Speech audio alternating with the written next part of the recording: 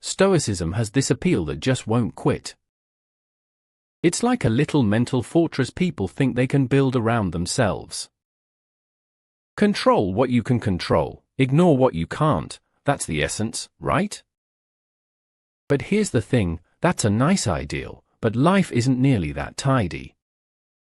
Stoicism, for all its rational elegance, can end up feeling almost offensively shallow when you try to live it out in the real world. Because life, for most people, isn't just a series of controllable or uncontrollable events. Life's messy, it's chaotic, and sometimes it demands that we actually dive in, not just sit back as some aloof observer. Think about how Stoicism is often applied today.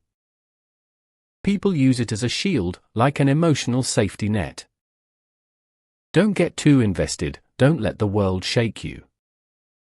But, ultimately, isn't that just a sophisticated way to avoid vulnerability?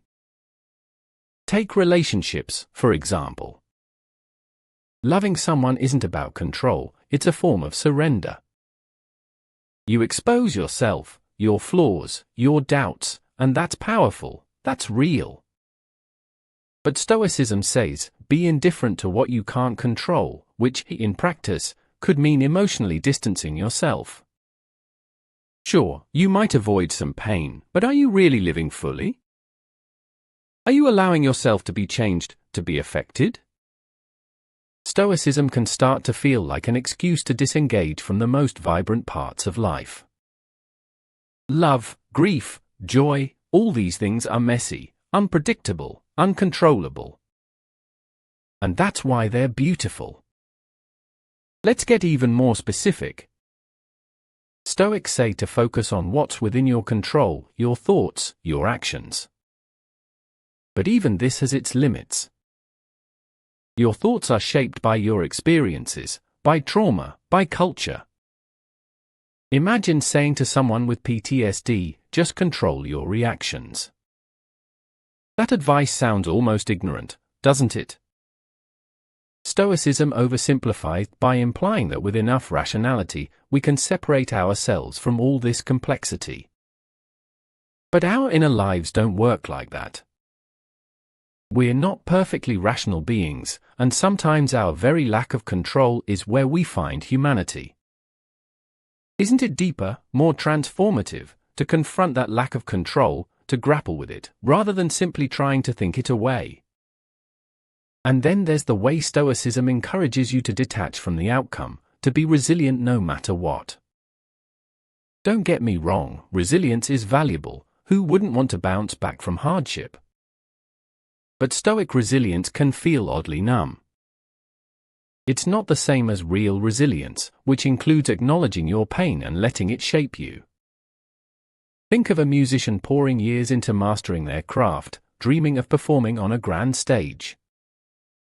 Imagine telling them that they should be indifferent to whether or not their work ever gets recognized, whether their art moves anyone. How disconnected from life is that? What they've created has worth because they poured their soul into it, they cared about the outcome.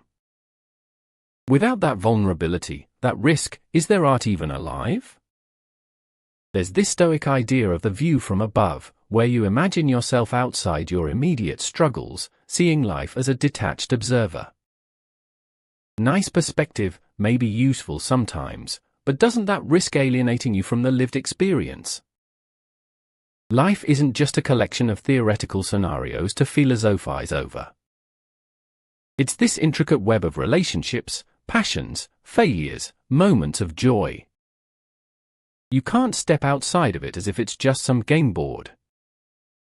Real engagement, real depth, happens when you're in the thick of it, not observing it from a distance. And let's talk about grief. Stoics often say not to mourn too deeply when someone dies because death is natural, inevitable.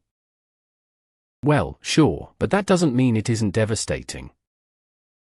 Imagine telling someone who's lost a child to just accept it because it's part of nature.